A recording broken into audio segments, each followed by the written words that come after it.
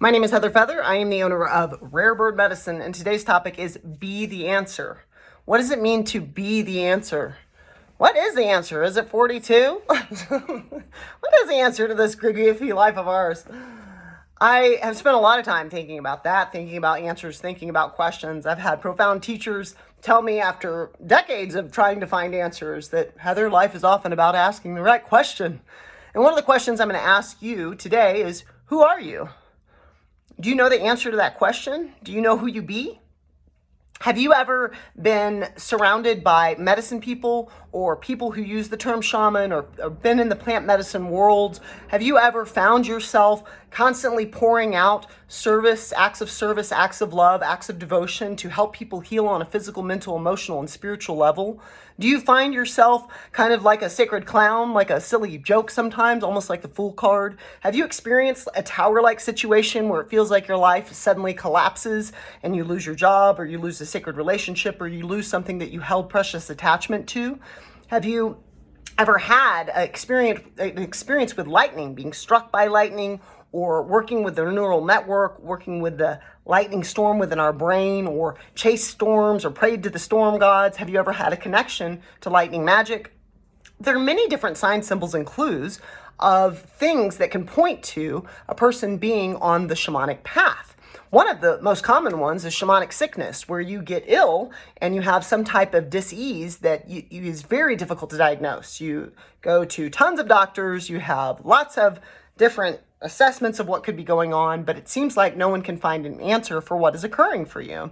So if you've experienced this shamanic sickness where you've had some type of illness or physical, mental, emotional, spiritual condition that you were not able to resolve, and it's taken a long time, or perhaps you haven't even resolved it yet, that can be one of the key indicators of being called to the shamanic path to find that healing, to find that balm. It's one of the ways that spirit gets you to start investigating medicines, investigating antidotes, investigating balms, so that you can serve them to others as you educate yourself on ways that we can heal, ways that we can naturally care for the self when we're not finding conventional answers. So I wrote a class a year or two ago called Be the Answer, and it's on the foundations of shamanism, or shamanic practices in modern times, if you will. And I wrote this class because I usually write classes because people come to me and I express interest in a given topic, and that inspires me to write a class on that topic. And so I've had a lot of people interested in this topic, and I've had people this year interested in the topic. And I didn't plan to teach this year, but I chose to do it because really beautiful medicinal souls that I can see the medicine path, I can see the shamanic path in their being, have come to me and expressed interest in this class. So I'd like to dedicate this video to Dawn, because she's the person that actually instigated this video. But I'm going to be teaching this summer, June and July. I'll be teaching every Thursday night from 6 to 8 p.m. Mountain Standard Time, or from 7 to 9 Central Standard Time. And I'll be teaching a class called Be the Answer for 8 weeks every Thursday night through all of June and July.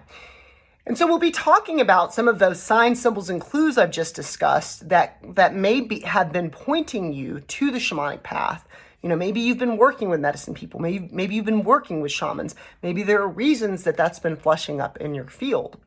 But let's talk for a minute about what it means to be the answer. Why did Heather even title this class Be the Answer? Because I find that the true medicine people, the true shamans that I've worked with, and there are many false shamans and many false medicine people. So it's really important that you vet and consider any person that you want to take plant medicine from, any person that you want to study under. There's no greater wisdom, and Heather will teach this until the end of time, than you. Your own inner temple holds the wisdom, the truth, the light, and the way. And I'm always going to recommend, before you go to any book, before you go to any person in your life for guidance, be still and know thyself. Go within your own inner temple and find your own inner answers, because we all come with the key to great wisdom.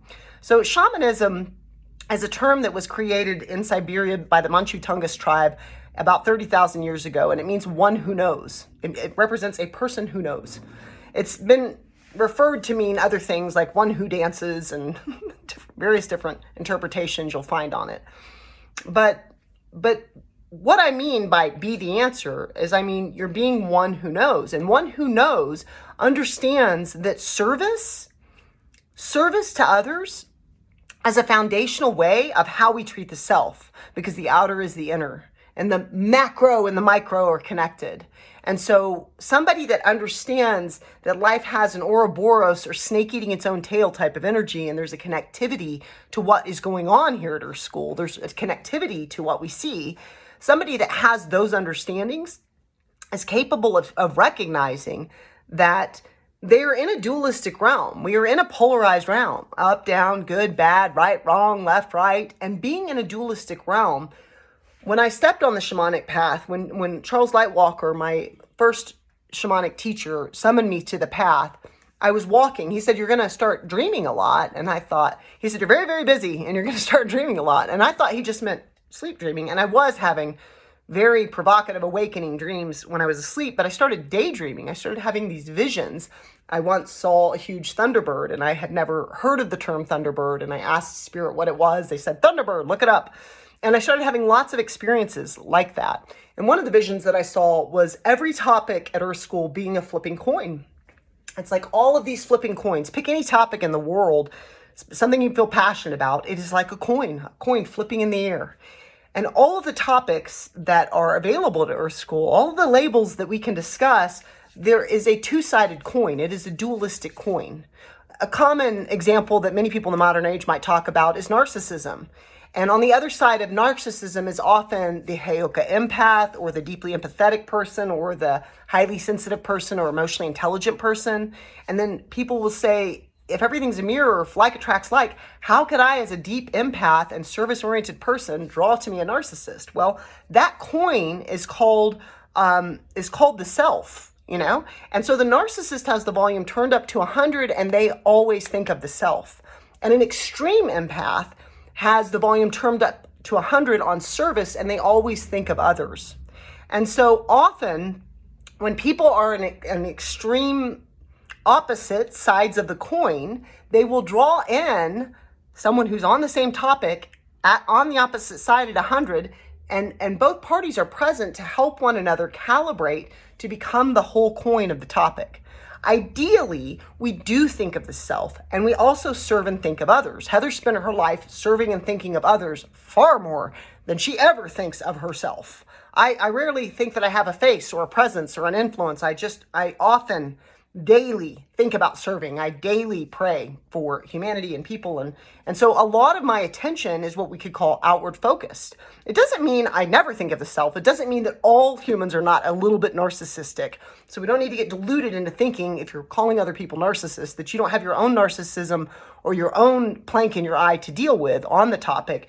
It just means that you may have a predominant resonant frequency of thinking of others, and you may have a tendency to ignore the self.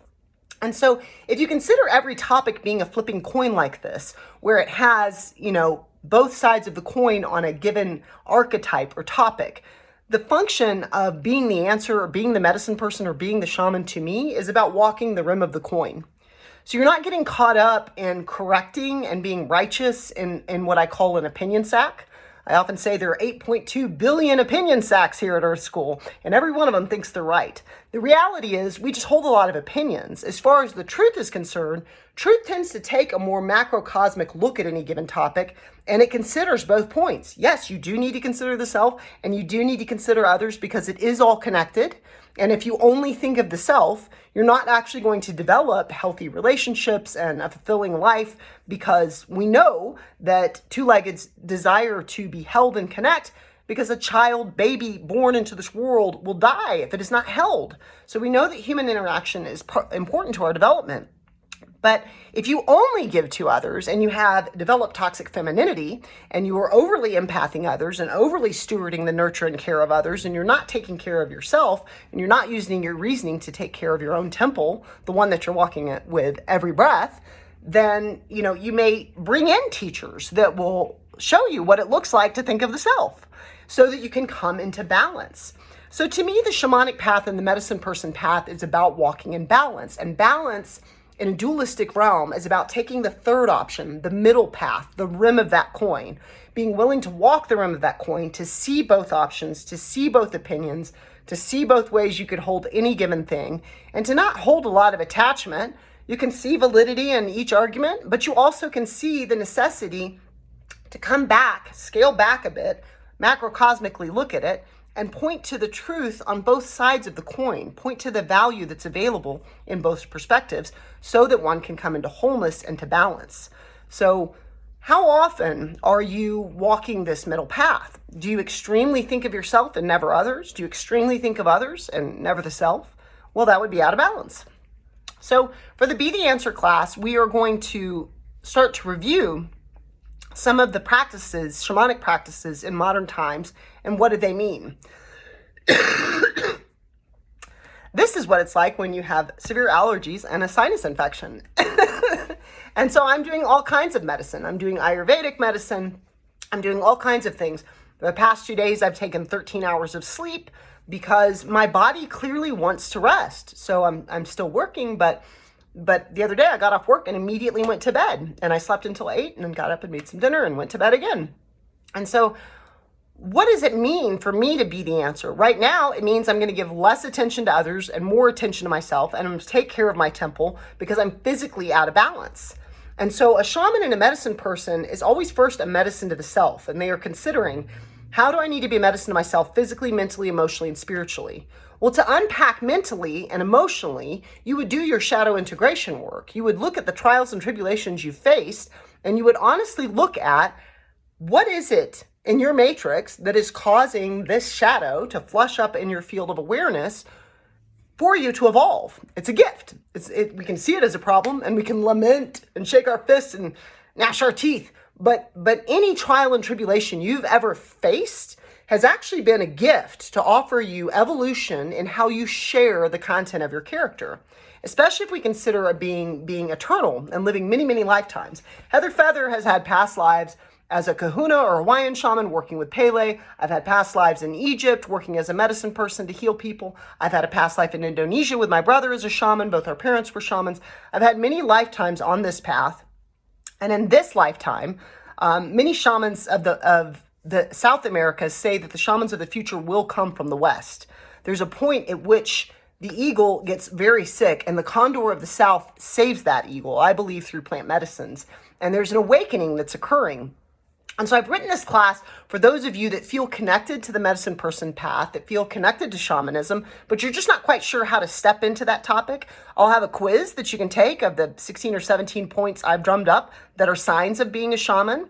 I'll have common practices to all times. The primary shaman that I trained with, Charles Lightwalker, is versed in shamanism globally, internationally. How did the medicine people and shamans of Japan behave? What did they do? What is a common practice? What about Germany? What about Celtic shamans from Scotland or from Ireland? What do they do? What are their practices?